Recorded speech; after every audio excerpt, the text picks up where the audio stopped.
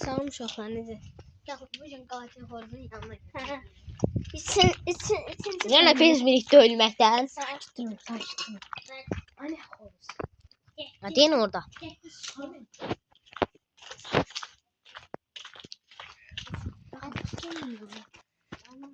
Bak qaqa.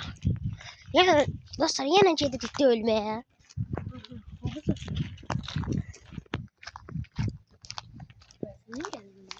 Videodan əvvəl gəldik baxdıq.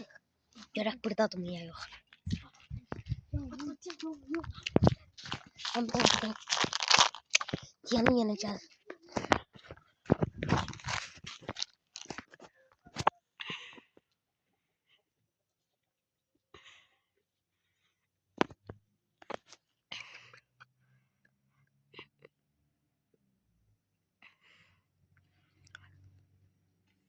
Ne diye?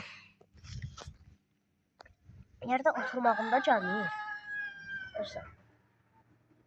Bu arada kanala abone olmayı, videoya like atmayı da unutmayın. No. Yani burada toyuqla mırtlaşır. Aha. Ya. Ne oldu kardeş? Ne hissediyorsunuz? Aa! Biraz öyle yakından gelin. Basalım bura.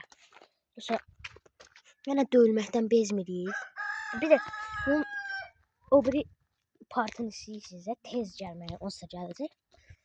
Tez gəlməyi istəyirsinizsə daldala qaça. Ya Allah. Yaxşı. Mesela kiçik bir fasilədən sonra gələn biz. Gün düşürük, yoxsa ləzzət alınmır.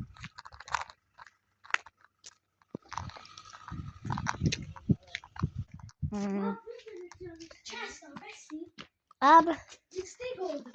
Ne? 2. Acaba biraz da çəkəkdə 2 oldu. Story sen düştün de gol. Yaxşı.